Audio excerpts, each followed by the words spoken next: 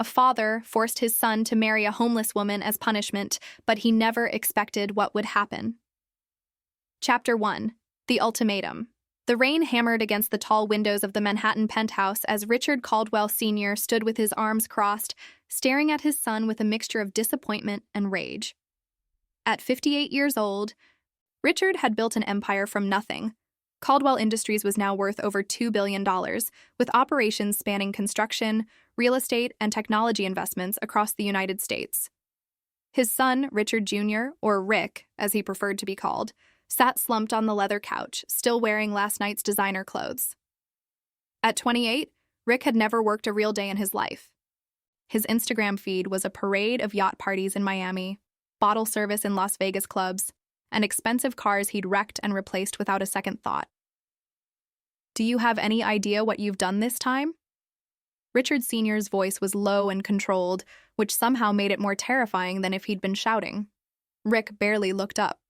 "It was just a party, Dad. Everyone's overreacting." "A party?" Richard Sr. pulled out his phone and thrust it toward his son. The screen showed a news article. Caldwell heir arrested after DUI crash injures 3 outside charity gala.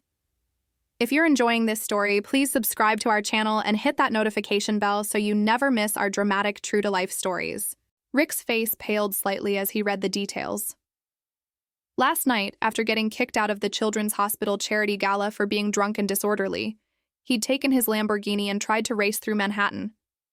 He'd sideswiped a taxi, sending it into a food cart.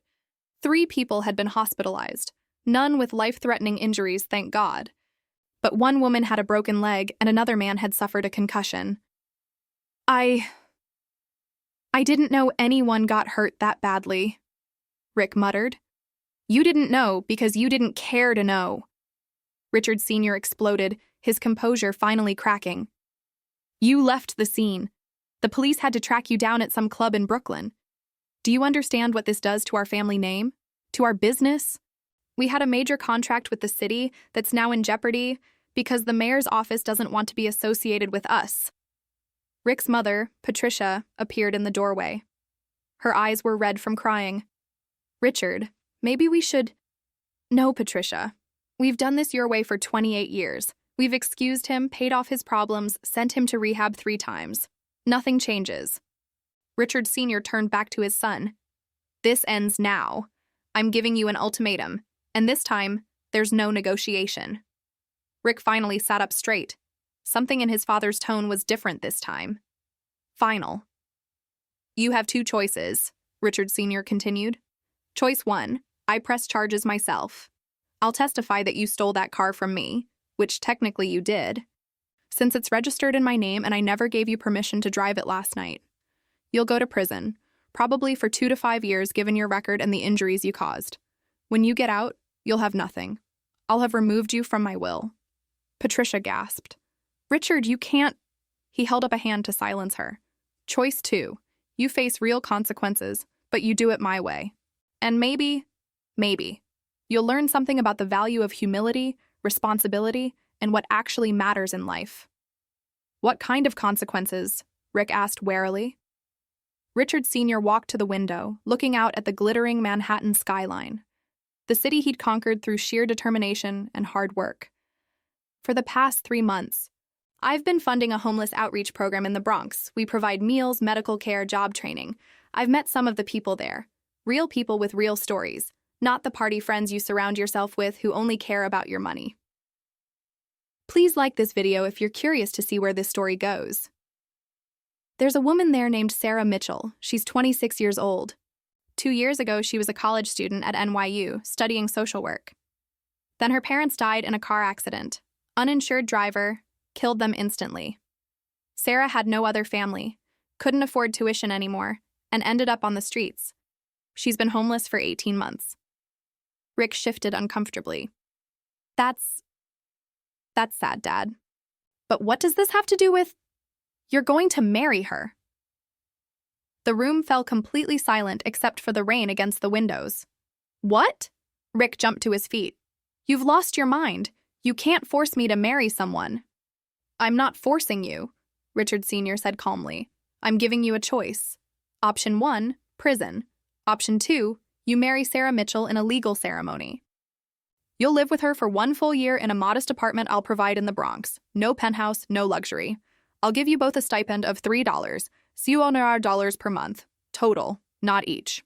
That's what a working-class couple might live on. You'll get a job, any job. You'll learn what real life is like for the 99% of people who don't have a trust fund. This is insane.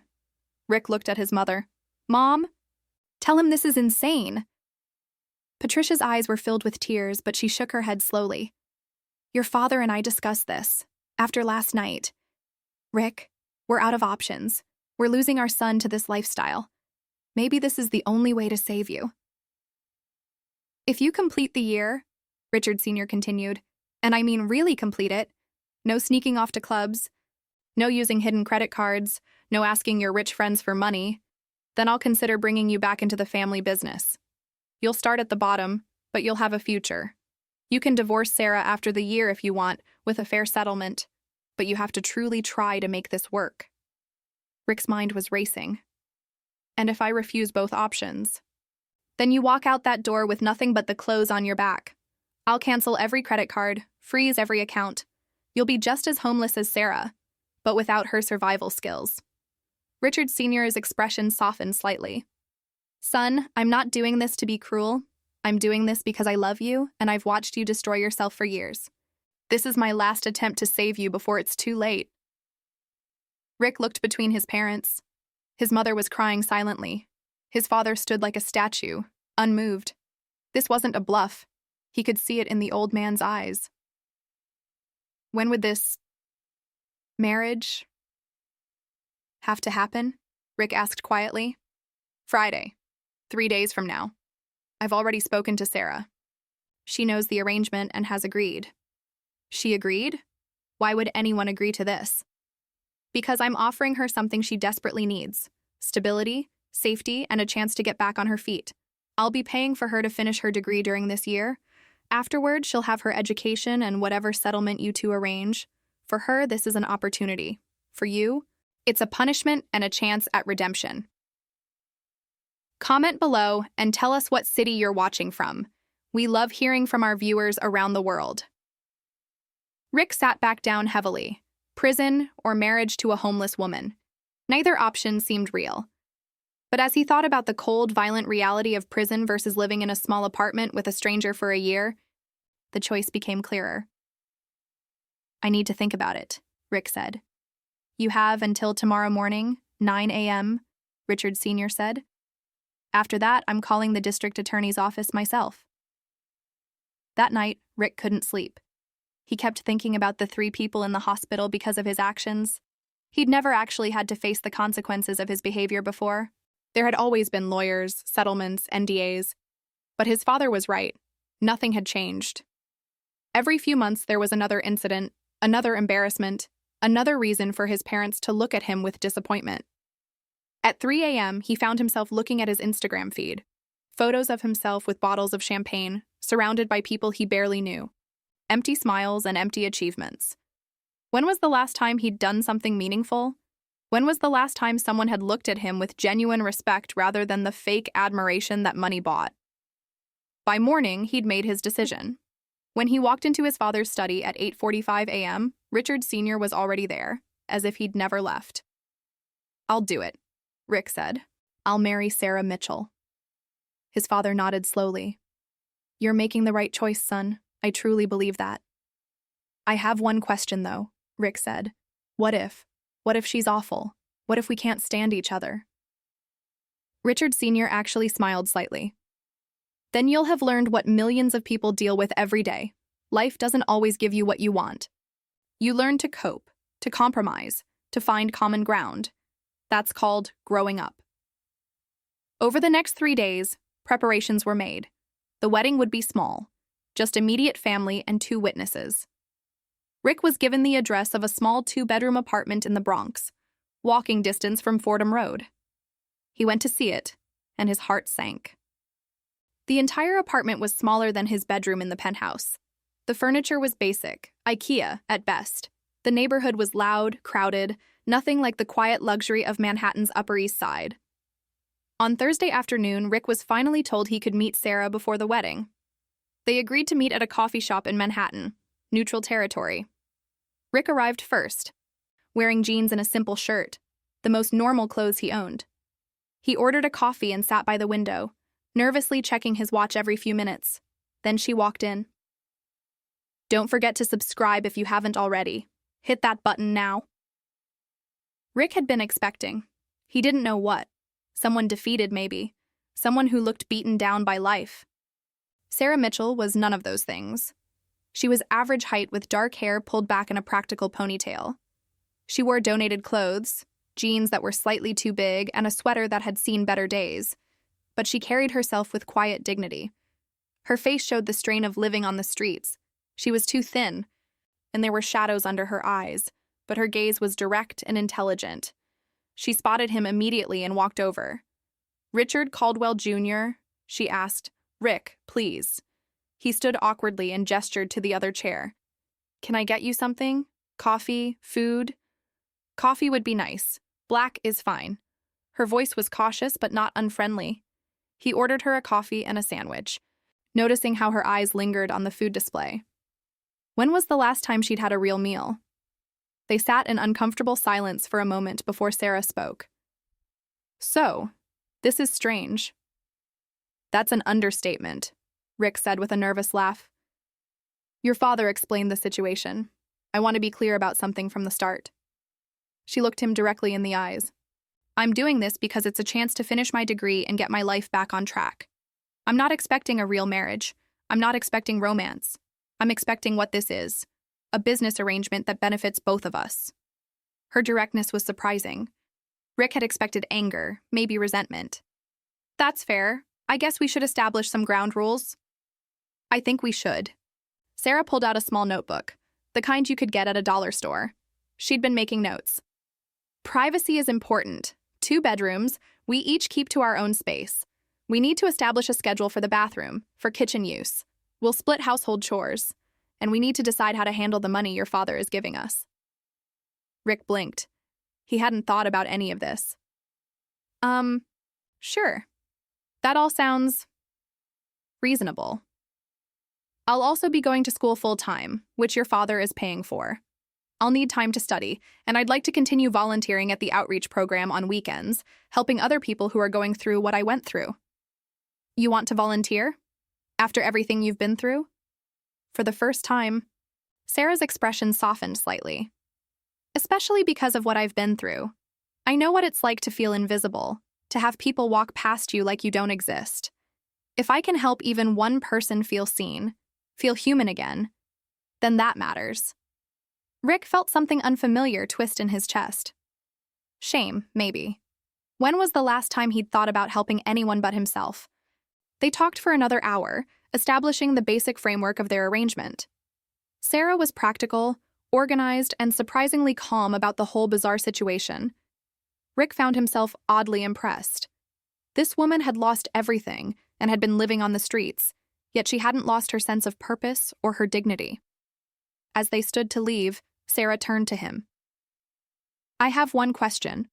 Why did you agree to this? You could have chosen prison time instead. It might have been shorter, and you wouldn't have to live with a stranger." Rick thought about how to answer honestly. "I guess. Because my father was right. I've been running from consequences my whole life. Maybe it's time I actually faced something real." Sarah studied him for a long moment, then nodded. "Okay. I can work with that. See you tomorrow, Rick, at our wedding." She walked away, and Rick watched her go. Tomorrow he would marry a woman he'd just met. Tomorrow his entire life would change. He just had no idea how much. Chapter 7: The Adjustment. The wedding took place at City Hall on a cold Friday afternoon in November. Rick wore one of his suits. He'd been told he could keep some of his clothes at least. Sarah wore a simple dress that Patricia had bought for her, cream-colored and modest. She looked uncomfortable in it, tugging at the sleeves. The ceremony was brief and awkward. Richard Sr. and Patricia stood as witnesses, along with Maria Rodriguez, the director of the homeless outreach program who had become Sarah's friend and advocate. When the officiant asked Rick to repeat his vows, his voice cracked slightly. Sarah's voice was steady but emotionless.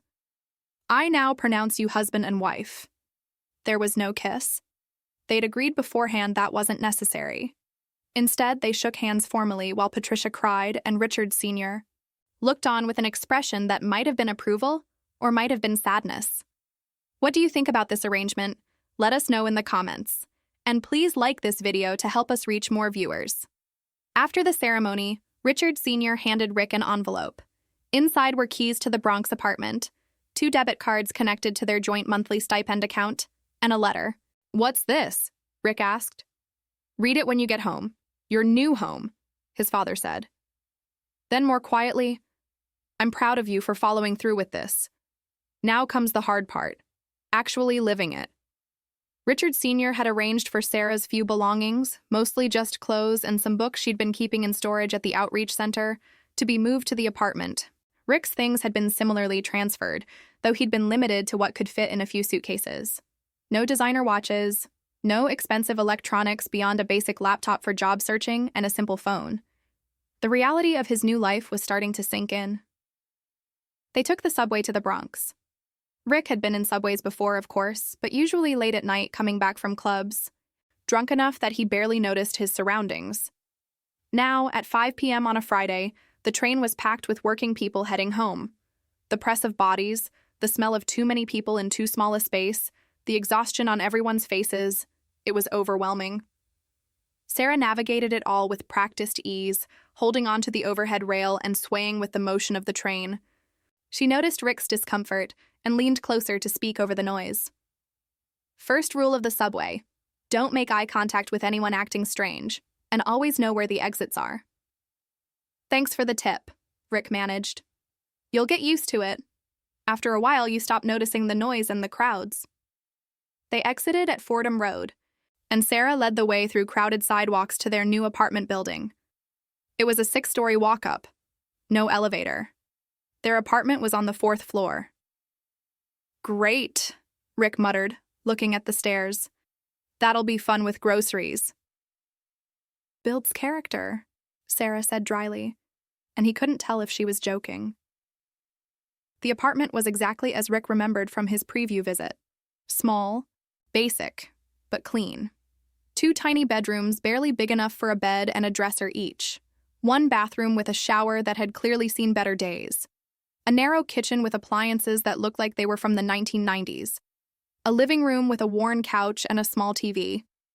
Sarah immediately went to one of the bedrooms, the slightly smaller one, and started unpacking her few belongings. Rick stood in the living room, feeling lost. In his old life, staff would have unpacked for him.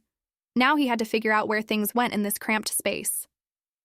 He remembered the letter from his father and opened it. "Son, if you're reading this, you followed through with the wedding. I won't lie, I wasn't entirely sure you would. Your mother bet me $100 that you'd back out at the last minute. I'm glad to have lost that bet. The year ahead will be difficult. You'll be frustrated, angry, probably resentful. You'll want to quit. Don't. Push through those feelings. On the other side of this experience is the man I know you can become. Some practical advice. Get a job within the first 2 weeks. Any job. Grocery store, restaurant, retail? Doesn't matter. Work teaches discipline. Pay your bills on time. All of them. Learn to budget. Learn what it means when you can't afford something you want. Most importantly, get to know Sarah. Not as an obligation, but as a person. She has a story just like everyone does. Listen to it. You might be surprised what you learn. I'll be checking in once a month, but otherwise, you're on your own. Prove to me, and more importantly to yourself, that you're capable of more than we've seen so far. I love you, son. Even when I'm disappointed in you, I love you. Dad. Rick folded the letter carefully and put it in his pocket. A job within 2 weeks. He'd never had a real job in his life. This was going to be a disaster. Subscribe to our channel to see what happens next. Don't miss the rest of this incredible journey. That first night was strange beyond words. They ordered pizza, splitting 1 large pizza between them, which Sarah insisted on since it was cheaper than ordering 2. Rick had to stop himself from suggesting they just order whatever they wanted. They had $3,000 for the entire month. and rent alone was $800. That left $200 for everything else: food, utilities, transportation, any unexpected expenses. It suddenly seemed like almost nothing. They ate in silence, sitting on opposite ends of the couch, watching a sitcom neither of them cared about. Finally, Sarah spoke. "We should probably talk about the schedule. I have class Monday, Wednesday, and Friday from 9 a.m. to 2 p.m. I'll need the bathroom from 7 to 7:30 those mornings. Other days, you can have it first." "Okay, that works." Rick paused. "I guess I need to start looking for work tomorrow." "What kind of experience do you have?" He almost laughed. "Honestly, none. I mean, I have a degree in business from Yale, but I never actually worked." Sarah raised an eyebrow but didn't comment on his privilege. "Retail might be your best bet. Lots of places are hiring for the holiday season. The mall near here is always looking for people." The next morning, Saturday, Rick woke up early, partly from anxiety, partly because the walls were thin and he could hear everything. The neighbors upstairs were arguing. Someone's music was thumping through the walls. A baby was crying somewhere down the hall. He found Sarah already awake, sitting at their small kitchen table with coffee and textbooks spread out. She was taking notes, completely focused. "Morning," Rick said quietly, not wanting to disturb her. She looked up and nodded.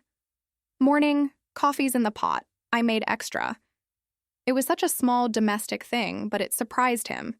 She didn't have to do that. "Thanks." He poured himself a cup and sat across from her. "What are you studying?" "Rereading some foundational texts for my social work program. I'm trying to get ahead before spring semester starts." She closed the book. "You're really going to look for work today?" "Yeah, might as well get it over with." "Want some advice?" "Please." Sarah got up and pulled a folder from her bedroom, returning with a printed sheet of paper. "I made you a basic resume last night. I figure you don't have one."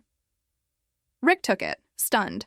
She'd listed his education, added general skills like strong communication and team collaboration, neither of which he was sure he actually had, and formatted it professionally.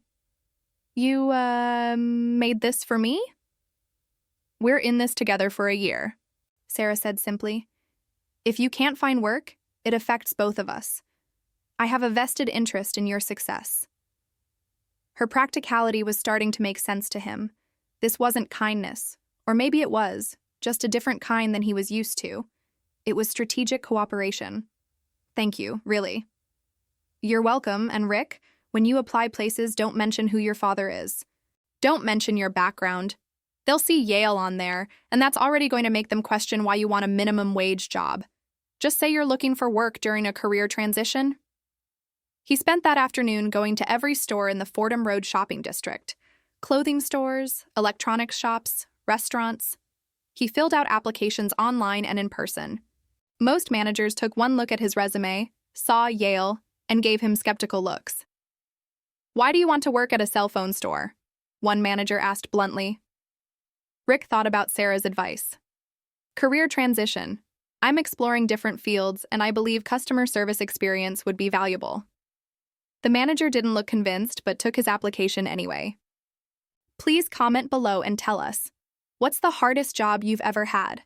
We love reading your stories." By the time Rick got home, it was dark and he was exhausted. His feet hurt from walking all day. He'd never realized how much walking was involved in real life when you didn't have a car or driver. Sarah was making dinner, spaghetti with jarred sauce. Simple, cheap, but it smelled amazing. Rick realized he'd barely eaten all day. "Any luck?" she asked. "Maybe. Hard to tell. Everyone said they'd be in touch." "That usually means no, but you never know. Keep trying. Something will come through." They ate dinner together, and Rick found himself asking about her life. "You said you were at NYU studying social work. Why social work?" Sarah was quiet for a moment. "My mom was a social worker. She worked with foster kids, trying to keep families together. I saw how much of a difference she made in people's lives. When my parents died, I wanted to honor her by finishing what she started, helping people who were struggling." "I'm sorry about your parents." "Thank you." She pushed food around on her plate. The drunk driver who killed them got 6 months in jail. 6 months. Then he was back out, living his life while mine fell apart. Rick felt his face burn with shame. He'd driven drunk countless times. He'd nearly killed people just days ago. Sarah, Don't, she interrupted gently. I know what you're thinking. You're not that driver. And you're here now, trying to change. That counts for something. That night, lying in his small bed in his small room, Rick thought about Sarah's words. Was he really trying to change? Or was he just going through the motions to avoid prison? He didn't have an answer yet. The first week was brutal. Rick had no idea how exhausting normal life could be. Every day was a series of small challenges he'd never faced. Grocery shopping on a budget. Sarah made detailed lists and used coupons, which embarrassed him at first. Doing laundry at a laundromat. He'd never washed his own clothes before. Cooking actual meals. They took turns, and his attempts were often disasters. Sarah was patient but firm. When he complained about the heat not working well, she showed him how to use towels under the door to keep warmth in. When he wanted to order takeout for the third night in a row, she reminded him they couldn't afford it. When he struggled with basic tasks, she demonstrated without judgment. "You're like a puppy learning to walk," she said one evening, watching him try to fold laundry. Is that an insult or a compliment? Neither. Just an observation. But she was almost smiling. Please hit that like button if you're enjoying this story. It really helps our channel grow. By Wednesday of the first week, Rick got his first call back. A sporting goods store at the mall needed seasonal help. The interview was brief, mostly the manager confirming that Rick could show up on time, work weekends, and handle customer service. When can you start? Tomorrow? You're hired, minimum wage, $15 an hour, 30 hours a week to start. We'll see how you do. Rick had never been so excited about anything in his life. He practically ran home to tell Sarah. She was studying at the kitchen table as usual. I got a job. Sarah looked up, and for the first time she smiled. A real smile that reached her eyes. Rick, that's great. Where? Sports Authority at the mall. It's minimum wage, but it's something. That's actually good. Employee discounts might help with clothes and stuff we need. She stood up and awkwardly offered her hand. Congratulations. He shook it, and they both laughed at the formal absurdity of it. We should celebrate, Rick said impulsively. We can't afford to celebrate. We could, I don't know, get ice cream? There's that place down the street. 2 cones, maybe $5 total? Sarah considered, then nodded. Okay, that sounds nice, actually. They walked to the ice cream shop, a small family-owned place that had been there for decades. Rick got chocolate, Sarah got strawberry. They sat on the bench outside, even though it was cold, watching people walk by. Can I ask you something? Rick said. Sure. How did you survive being homeless for 18 months? I mean, actually survive? Sarah took a bite of ice cream, thinking. You learn fast. You find out which shelters are safe, which streets to avoid. You learn to make yourself invisible when you need to be, and visible when someone might help. You meet other people, some good, some not. You develop instincts. That sounds terrifying. It was, especially at first.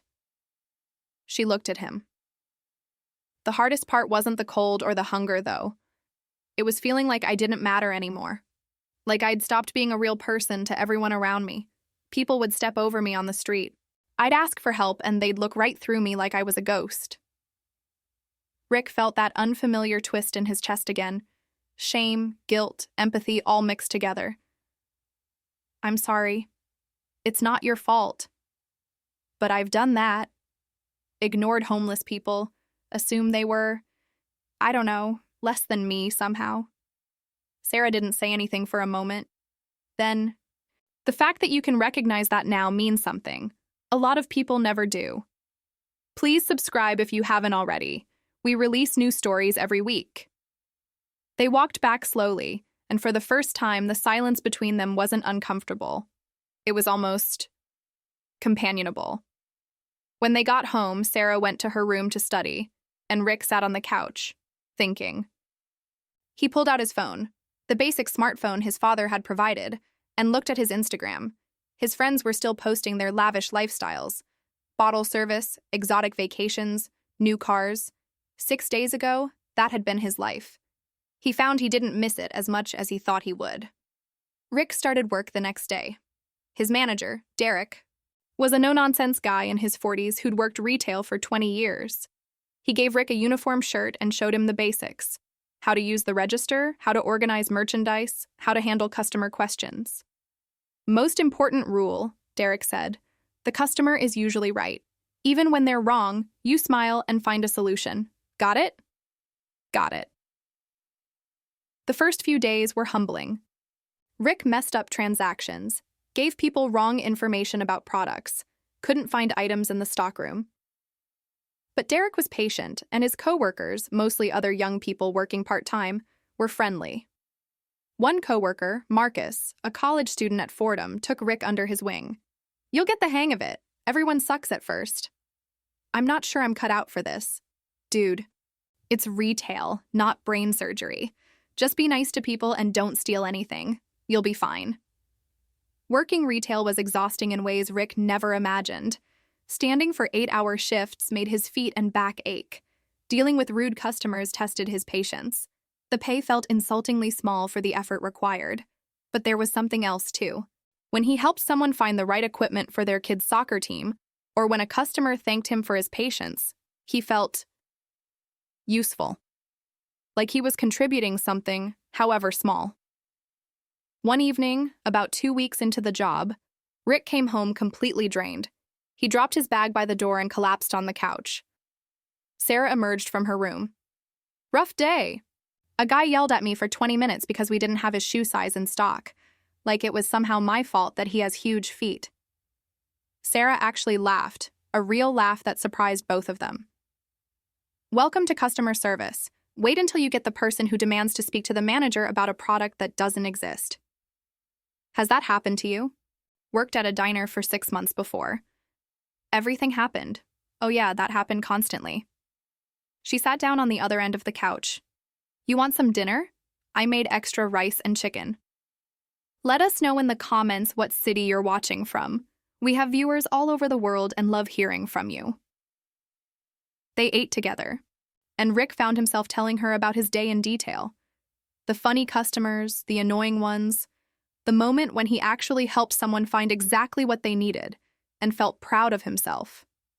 Sarah listened, actually listened, asking questions and sharing her own work stories from years ago. You know what's weird? Rick said. 3 weeks ago, I would have thought this life was a nightmare. And don't get me wrong, parts of it are hard, but I don't hate it. Is that strange? Sarah smiled slightly. It's not strange. It's called adjusting. Finding meaning in everyday things. Most people live this way their whole lives. How do they do it? They find purpose beyond money, family, friendships, small accomplishments, the things that actually matter. They talked until late that night, the longest conversation they'd had since the wedding. Rick learned that Sarah loved old movies, the black and white ones from the 1940s, that she'd wanted to travel to Ireland someday because her grandmother had been from there, that she missed her parents every single day, but tried to honor them by living the kind of life they'd want for her. What about you? Sarah asked. What did you want to be when you were a kid? Before you knew you'd inherit a fortune? Rick had to think hard. I wanted to be an architect. I loved building things with Legos, drawing buildings. But my dad said architecture didn't pay enough, that I should focus on business. It's not too late, you know. You could still study architecture if you wanted. At 28? I'm 26, starting over. Age is just a number. It was something to think about. As November turned into December, something shifted between Rick and Sarah. They developed routines. Morning coffee together before Sarah's classes and Rick's work. Dinner most evenings. Taking turns cooking. Weekends at the laundromat. Sarah taught Rick the art of efficient washing and folding. They were becoming friends, partners in survival at least. One Saturday in early December, Sarah invited Rick to volunteer with her at the Homeless Outreach Center. "You don't have to," she said quickly, "but I think you might find it interesting." Rick agreed, curious to see this place his father had been funding. The center was in a converted church basement in the South Bronx. It was crowded and chaotic. People lined up for meals, others meeting with counselors, children playing in a corner area. Maria Rodriguez, the director, greeted them warmly. "Rick, good to finally see you here. Sarah talks about you." "She does?" Rick glanced at Sarah, who looked embarrassed. "Only good things, I promise," Maria laughed. "Come on, I'll show you around." Rick spent the day serving meals, sorting donated clothes, and talking to people whose lives had been turned upside down by circumstances often beyond their control. Medical bankruptcies, job losses, mental health crises, domestic violence. Each person had a story, and each story was heartbreaking. One man, maybe in his 50s, told Rick he'd been a high school teacher for 20 years before a series of health problems cost him everything. One day you're stable, the next day you.